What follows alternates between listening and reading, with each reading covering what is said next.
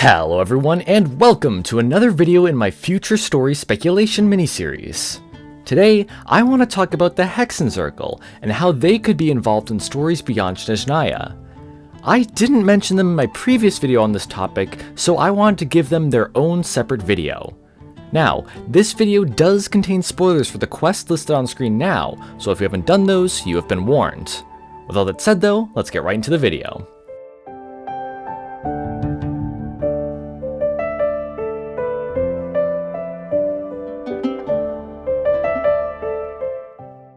To start off, I want to talk about how the Hexenzirkel is linked to the nation of Mondstadt.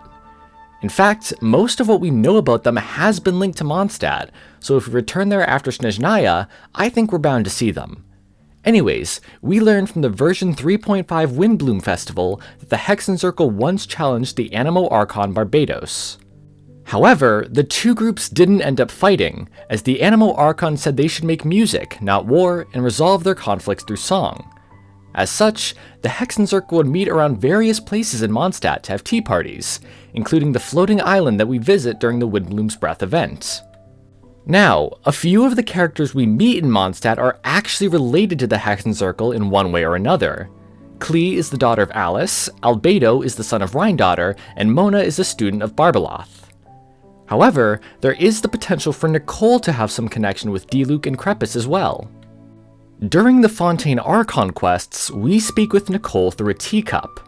This teacup is seen during the Windbloom's Breath cutscene, but more importantly, it is also found within Dawn Winery. As such, it could be possible that Nicole was Diluc's mother, or at least has connections with him in some way.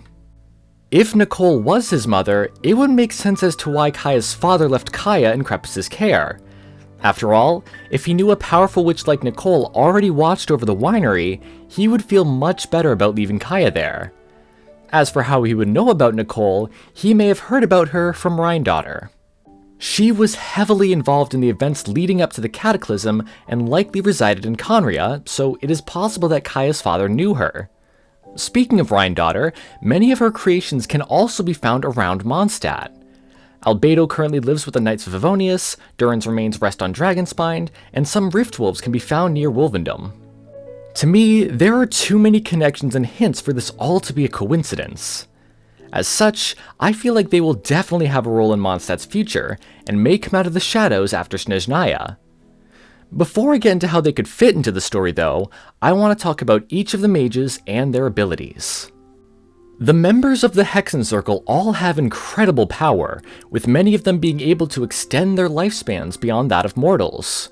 Starting with Alice, Klee's mother, she was described by Albedo as a near-omnipotent sorceress during the version 1.6 Golden Apple Archipelago event. From this same event, we learn that she is incredibly good with technology, being able to create a device that changes the elevation of the islands in the archipelago. She later talks to us through a recording played by the Alice phonograph, another one of her inventions. Also, she invented the Jumpy Dumpty that Klee uses in combat. Besides inventing, Alice is incredibly skilled in a vast amount of fields, including alchemy, astrology, magic, medicine, and more. She is also able to travel in and out of Teyvat as she pleases, bringing back objects and lingo from various other worlds. However, she has said that Teyvat's borders have been getting fragile recently, and that she'll be busy, suggesting that she protects Teyvat from foreign entities as well. Now, the next mage of the Hexenzirkel is Mona's teacher, Astromancer Barbeloth Trismegistus. As her title suggests, she is a pioneer of divination in Teyvat, focusing mainly on hydromancy like Mona. Apparently, her skill is so great that she can read the fortunes of entire nations, Teyvat, and the world itself. Mona wishes that someday she'll be able to overtake Barbeloth in hydromancy, becoming the world's greatest astrologer herself. Moving on though, the next member is Albedo's mother, Rhyndaughtr.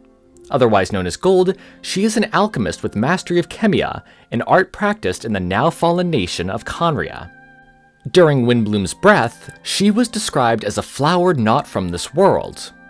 I think this could be a reference to the Intivat, a flower native to Khaenri'ah whose petals turn hard when in Teyvat. Perhaps Rhyndaughtr herself is from Khaenri'ah and didn't just travel there to learn alchemy. Her skills in the art of Chemia allowed her to create many different living beings that can be seen all across Teyvat. These include Alphasol, or the Rift Wolves, Hummus, or Durin, and Cretaceous, or Albedo. During the Cataclysm, her practice of Chemia led her to be labeled a sinner, as it partially led to the disaster. However, she was not the sole cause of the Cataclysm, as both Piero and Dainsleif have indicated that it was more than just one person who led to that event. Sometime after the Cataclysm, Rheindotter found the heart of Nabirius while on a mission with Albedo. After this, she left him in Mondstadt and went out on her own. For the last currently living member that we know about, we have Nicole Rain. Her field of study is Teyvat's direction and order. As such, she offers guidance to those who are lost, often speaking into their minds without warning. In Inversion of Genesis, we learn that she is aware of changes in Irminsul.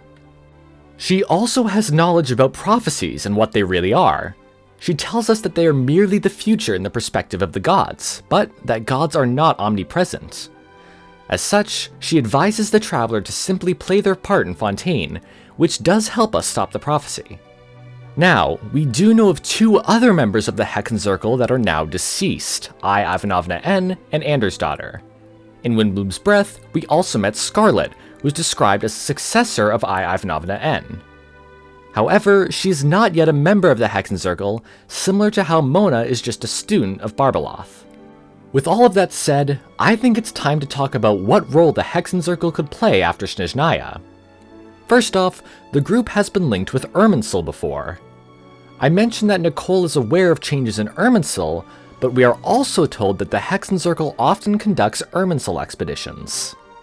Given their power and wisdom, the mages likely know how the system works at this point. If necessary, they may even be able to find a way to alter it, perhaps to fool the heavenly principles. However, Nicole said only a god may have a slim chance to change the fate of Teyvat, so could the Hexenzirkel alter Irminsul? Well, let's bring back Rheindotter and the mysterious heart of Nabirius. As of right now, next to nothing is known about this item. However, Nabirius is a name in the Ars Goetia, where names such as Barbados, Morax, and other names of gods in Genshin come from. As such, this object could be utilized by the Hexenzirkel to unlock godlike powers. This could be why we haven't heard anything from Rheindotter so far. She is just too busy working on finding a way to utilize the heart of Nabirius. While she has created many creatures using Chemia before, it would likely be much harder to create something using the remains of a fallen god. Alternatively, Rheindotter seeks perfection, so instead, she may have been able to create creatures from the remains, but none of them reached her standards. She may seek to create an anti-god that could directly oppose the gods of Celestia. After all, many of her previous creations have been harmful to gods, so it wouldn't be out of the question. Now, before sending this anti-god to directly fight the heavenly principles, the Hexenzirkel could use it to subtly change Irminsul for their benefit. As I said earlier, they could alter Irminsul to fool the heavenly principles and gain tactical advantages against them without directly alerting Celestia. As of right now, the full power of these witches isn't fully understood, much like another power source, the Abyss. In my opinion, the power of these witches could come from beyond Teyvat, as they possess incredible levels of power that allow them to avoid alterations in Irminsul, among other things. These witches and the Abyss have been linked before, and their powers have been compared to each other. During the Fontaine Archon quests, Skirk mentions that she has heard of Rheindotter, comparing her to her master, Surdology. She says that both Rheindotter and Surdology are pursuing some form of perfection. Assuming that these two are on a similar level, they must both be incredibly powerful. After all, Skirk was able to restrain the all-devouring narwhal with ease, so just imagine what Rheindotter or Surdology could do. I also think Surdology could be the sinner seen in Kari Bear, which would connect the two further, as Rheindotter was also labeled as a sinner. Now, as I said, the Hexenzirkel possesses incredible levels of power beyond most characters we have met so far. Alice often travels outside of Teyvat, Nicole can speak into anyone's mind and knows about changes in Irminsul, and Barbeloth can read the fortunes of the entire world. As such, if they do appear in Mondstadt after Snezhnaya, they would definitely have a huge role. Adding the Hexenzirkel returning to Mondstadt to my previous video on this topic, and you've got a ton of potential for interesting stories. They could help out with restoring the Sovereign's power, but there is so much more they could be involved with. Their return could spark a second cataclysm, as Rheindaughtr was involved in the first one. This could be part of the reason why we never directly see the mages, especially Rheindaughtr, as their appearance could put people in danger. If the Heavenly Principles were to wake up in Snezhnaya's Archon quests, these new quests could focus on the Hexenzirkel working to protect Mondstadt. Besides the Hexenzirkel, many important characters reside in Mondstadt, such as Albedo, Mona, and Kaya. As such, Mondstadt could be Celestia's first target for a second cataclysm. Perhaps this is when Kaya will have to choose between Mondstadt and Khaenri'ah, not in terms of allegiance or anything, but deciding whether to protect the Mondstadt he grew up in, or let it become like Khaenri'ah. Anyways, that's pretty much it for my ideas on future stories that revolve around the Hexenzirkel. If you want to hear more of my thoughts on future stories in Genshin, I recommend my videos on a return to Mondstadt and the aftermath of Snezhnaya. Of course, more of these types of videos will be coming soon, so I really hope you enjoy watching them. I would love to hear what ideas you guys have about the Hexenzirkel in the comments below as well. Anyways, that's it for this video. Thank you so much for watching. Sources and further readings are also in the description if you want to check them out. I hope you all have an amazing day, and I'll see you all in the next video.